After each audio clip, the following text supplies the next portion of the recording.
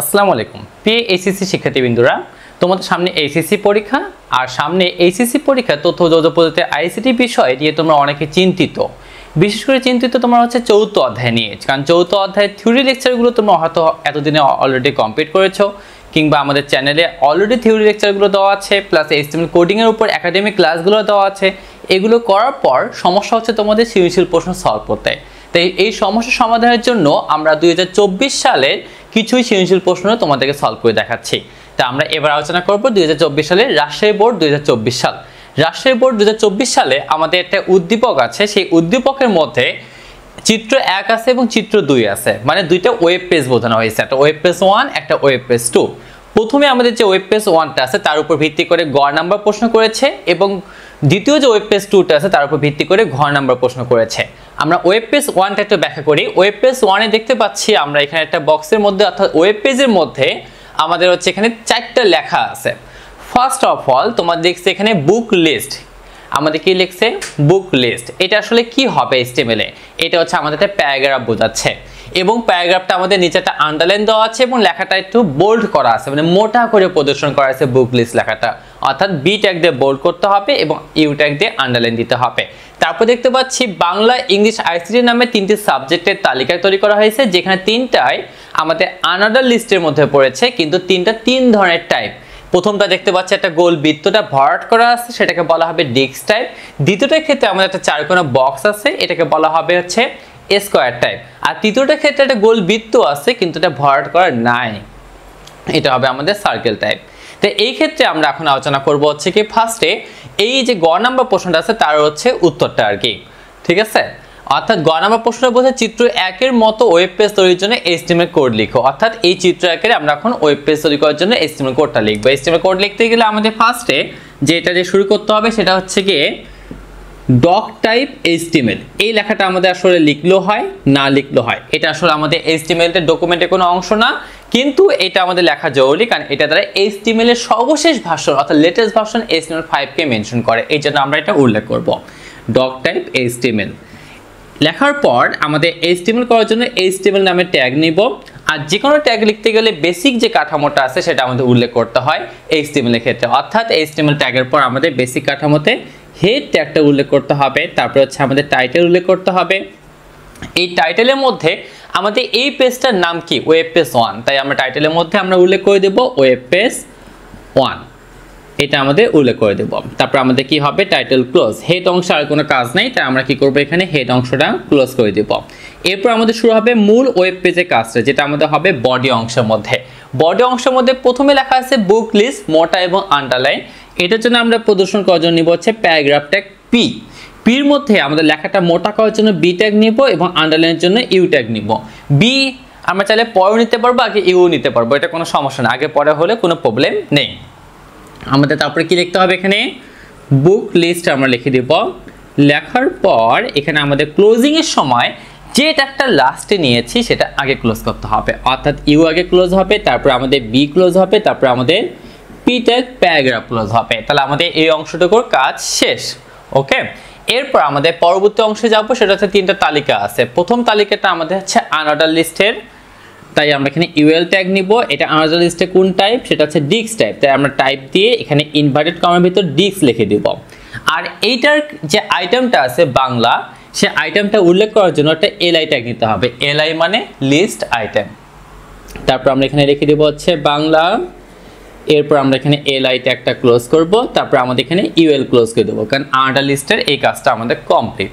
এরপর দ্বিতীয় যে জিনিসটা আছে ইংলিশ লেখা, এটার জন্য আমরা আরেকটা ইউএল ট্যাগ নিব। এখানে আমরা টাইপ উল্লেখ করব হচ্ছে গিয়ে, যেহেতু এটা চারকোনা বক্স তাই এটাকে টাইপ হবে আমাদের স্কোয়ার। স্কোয়ার লেখার পর এই আইটেমটার জন্য আমরা এলআই ট্যাগ নিব, তারপর আমরা এখানে আইটেমটার নাম উল্লেখ করে দেবো, সেটা হচ্ছে ইংলিশ, তারপর আমাদের এলআই ট্যাগটা ক্লোজ হবে, তারপর আমাদের ইউএল ক্লোজ হবে। তারপর আমাদের আছে হচ্ছে তৃতীয় যে তালিকাটা, সেটা হচ্ছে আমাদের আনঅর্ডার লিস্ট, তবে সেটা হচ্ছে গোল বৃত্তটা ভরাট করা নাই। ভরাট করা না থাকলে সেটা ক্ষেত্রে আমাদের টাইপ হবে হচ্ছে সার্কেল। এই ক্ষেত্রে আমরা টাইপ নিব হচ্ছে সার্কেল। নেওয়ার পর আমাদের এই আইটেমটার জন্য এলআই ট্যাগ নিব, তারপর এখানে আইটেম দেওয়া আছে আইসিটি লিখে আমরা এলআই ট্যাগটা ক্লোজ করব, তারপর আমাদের ইউএল ক্লোজ হবে।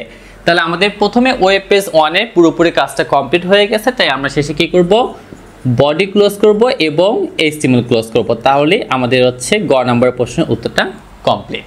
ওকে, আচ্ছা এই ছিল আমাদের গ নাম্বার প্রশ্নের উত্তর। আমরা এবার চলে যাব ঘ নাম্বারে। নাম্বার প্রশ্নে আমাদের যে উদ্দীপকটা আছে সেই উদ্দীপকের চিত্র 2 এ যে উদ্দীপকটা দেওয়া আছে সেটার উপর ডিপেন্ড করে ঘ নাম্বার প্রশ্ন করেছে। এখানে আমাদের ফার্স্টে লেখা আছে ওয়েব পেজ 2 তে হচ্ছে ওয়েলকাম টু আইসিটি ল্যাব। এই লেখাটা আমাদের হচ্ছে একটু বড় আকারে দিয়েছে এবং একটু মোটা করে দিয়েছে, তাই এটাকে বলা হবে ওখানকার হেডিং বলা হবে। তারপর বাকি যে লেখাগুলো আছে এই লেখাগুলোকে আমরা ধরবো হচ্ছে প্যারাগ্রাফ। তবে এখানে প্যারাগ্রাফের মধ্যে H2SO4 যেটা লেখা আছে সেখানে এই 2টা নিচের দিকে নামানো আছে, 4টা নিচের দিকে নামানো আছে। যখন নিচের দিকে নামানো থাকে তখন সেটাকে বলা হয় হচ্ছে সাবস্ক্রিপ্ট। এটার জন্য ট্যাগ নিতে হয় সাবট্যাগ SUB। এরপর a + b হোল স্কয়ার তারপর equal to a square + 2ab + b square. এখানে a স্কয়ারের ক্ষেত্রে যে টুরগুলো আছে এই টুরগুলো উপরের দিকে তুলে দেওয়া আছে, এটার ক্ষেত্রে আমাদের বলা হয়েছে সুপারস্ক্রিপ্ট। HTML এর ক্ষেত্রে সুপারস্ক্রিপ্টের জন্য আমাদের ট্যাগ নিতে হবে SUP, মানে সুপ ট্যাগ নিতে হবে। তারপর লাস্টে লেখা আছে গো টু ওয়েব পেজ 1, মানে এখান থেকে ওয়েব পেজ 1 এ চলে যাবে, তার মানে এটা লিঙ্ক বোঝাচ্ছে। ঘ নাম্বার প্রশ্নটা পড়লে আমরা আরো ক্লিয়ার হবে। চিত্র 2 এর মতো ওয়েব পেজ তৈরি করতে বলছে যাতে ওয়েব পেজ 1 এ যাওয়া যায়, অর্থাৎ এক জায়গায় একটা পেজ থেকে যখন আমরা আরেকটা পেজে যাব সেটাকে বলা হবে হাইপারলিংক, অর্থাৎ লিঙ্ক করতে হবে, সংযোগ স্থাপন করতে হবে। তার মানে এটা আমাদের হাইপারলিংক করে দেখাতে হবে এই লাইনটা। তাহলে প্রথমটা হেডিং, পরের দুটো হচ্ছে প্যারাগ্রাফ, লাস্টটা হচ্ছে আমাদের কি হবে, হাইপারলিংক হবে। তাহলে আমরা শুরু করতেছি ঘ নাম্বার HTML কোড। যে কোনো HTML কোড করতে গেলে ফার্স্টে আমাদের কি করতে হবে, HTML5 ভার্সনকে মেনশন করাটা হচ্ছে আমাদের করার প্রয়োজন হচ্ছে, সেই জন্য আমাদের ডক টাইপ HTML এখানে উল্লেখ করব। তবে কেউ যদি ভুলপূর্বক উল্লেখ না করো সেক্ষেত্রে কোনো মার্ক কাটা যাবে না আর কি, ঠিক আছে। HTML ট্যাগ দিয়ে আমরা শুরু করব মৌলিক ট্যাগ, তারপরে হেড দেব, টাইটেল দেব, টাইটেলের মধ্যে আমরা উল্লেখ করব এবার ওয়েব পেজ 2 আর কি, যেটা আমরা ওয়েব পেজ 2 এর কাজ করব। তারপরে হেড ট্যাগটা ক্লোজ, বডি ক্লোজ, তারপরে আমাদের হেড ক্লোজ হওয়ার পর আমরা বডি থেকে শুরু করব। বডিতে আমাদের ফার্স্টে আছে ওয়েলকাম টু আইসিটি ল্যাব, এটা একটা হেডিং। হেডিং এর জন্য ট্যাগ নিব হচ্ছে আমাদের H ট্যাগ। H ট্যাগের ক্ষেত্রে আমাদের 6 ধরনের হেডিং আছে, H1 থেকে শুরু করে H6 পর্যন্ত। সবচেয়ে বড় হেডিংকে বলা হয় H1, সবচেয়ে ছোট হেডিংকে বলা হয় H6। যেহেতু এটা কোনো হেডিং সাইজ দেওয়া নেই, আমরা আনুমানিকভাবে নিলাম এটা হচ্ছে H4 এর একটা হেডিং। এটা আমরা আনুমানিকভাবে নিতে পারবো আর কি, যদি উল্লেখ করা না থাকে।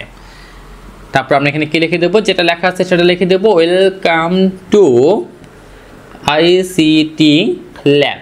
লেখার পর আমাদের H4 ট্যাগটা এখানে ক্লোজ করে দেবো, অর্থাৎ হেডিং এর কাজ কমপ্লিট। এরপর প্যারাগ্রাফ ট্যাগের জন্য আমরা এখানে P ট্যাগ নিব। নেওয়ার পর আমাদের প্যারাগ্রাফে দেখতে পাচ্ছি এখানে লেখা আছে প্রথমে H, তারপরে 2টা নিচের দিকে নামানো আছে, তাই আমরা এখানে কি নিব, একটা সাব ট্যাগ নিব, তারপরে 2 লিখব, তারপর সাব ট্যাগটা ক্লোজ করে দেব। তাহলে আমাদের 2টা নিচের দিকে নামে গেল। তারপর আমাদের কি আছে, SO4, 4টা আবারও নিচের দিকে নামানো আছে, তাই আমরা এখানে কি করব, আবার একটা হচ্ছে কি নেব, সাব ট্যাগ নিব, তারপরে 4 নিব, তারপর এখানে সাব ট্যাগটা ক্লোজ করে দেব। এখানে আমাদের প্যারাগ্রাফের কাজ শেষ হয়নি, কারণ পরবর্তী লাইনটা আমাদের প্যারাগ্রাফ, তাই আমাদের P ট্যাগ ওখানে ক্লোজ না করে আমরা জাস্ট একটা BR ট্যাগ নিব, যাতে পরবর্তী লাইনে বাকি প্যারাগ্রাফটা শো করে। BR ট্যাগ দেওয়ার পর আমাদের পরবর্তী লাইনে কি লেখা আছে, ব্র্যাকেট দিয়ে A + B, 2টা উপরের দিকে আছে স্কয়ারটা, তাই ওইটার জন্য আমরা কি করব, এখানে একটা সুপ ট্যাগ নিব, তারপরে 2 লিখব, তারপরে এখানে সুপ ট্যাগটা আমাদের ক্লোজ হয়ে যাবে। তারপরে আমাদের দেখতে পাচ্ছি একটা ইকুয়াল দেওয়া আছে, তারপরে A লেখার পর আবার উপরের দিকে কি আছে, 2 আছে, তাই আমরা আবার সুপ ট্যাগ নিব, তারপরে এখানে 2 লিখব, আমরা তারপর কি করব, সুপ ট্যাগটা ক্লোজ করে দেব, ঠিক আছে। তারপর আমাদের প্লাস 2ab + b স্কয়ার, তাই এটার জন্য আমাদের আবার সুপ ট্যাগ নিতে হবে, তারপরে 2 নিব, তারপরে এখানে কি করব, আমরা সুপ ট্যাগটা এখানে ক্লোজ করে দেব, ঠিক আছে। আর টোটালি আমাদের হচ্ছে গিয়ে এখানে প্যারাগ্রাফের কাজটা শেষ, তাই শেষে পিও ক্লোজ করে দেব, ওকে। তারপর আমাদের পরবর্তী লাইনটা আছে গো টু ওয়েব পেজ 1, এটা যেটা হাইপারলিংক করতে হবে, তাই এখানে জন্য ট্যাগ নিতে হবে A ট্যাগ। নেওয়ার পর আমরা এখানে href দিয়ে এখানে লিঙ্ক অ্যাড্রেস দিয়ে দেব, অর্থাৎ এটা হচ্ছে অ্যাট্রিবিউট নেম, এটা অ্যাট্রিবিউট ভ্যালু হিসেবে একটা লিঙ্ক অ্যাড্রেস হবে। যেহেতু আমরা ওয়েব পেজ 1 এ যাচ্ছি, তাই আমরা লিঙ্ক অ্যাড্রেস দিতে পারি এখানে ওয়েব পেজ 1.html, এটা দিয়ে তারপর আমরা এখানে যেটা লেখা আছে হুবহু সেই লেখাটা লিখব গো টু ওয়েব পেজ 1, এটা হচ্ছে আমাদের কন্টেন্ট। তারপর আমাদের লিংকের কাজ শেষ, তাই আমরা এই ট্যাগটা ক্লোজ করে দেব। টোটালি আমাদের ওয়েব পেজ 2 এর কাজ শেষ, তাই আমাদের শেষে বডি ক্লোজ হবে এবং HTML ক্লোজ হবে। এই ছিল আমাদের হচ্ছে রাজশাহী বোর্ড 2024 এর হচ্ছে সৃজনশীল প্রশ্নের সলভ ক্লাস গ এবং ঘ। কিন্তু ক খ যেটা আছে আমাদের জ্ঞান এবং অনুধাবনমূলক প্রশ্ন, পাশাপাশি এই চ্যাপ্টার যে এমসিকিউ গুলো আছে সেগুলোর উপর আমরা অলরেডি আমাদের চ্যানেলে ভিডিও আপলোড করেছি, আপনারা অবশ্যই সেগুলো ফলো করবেন।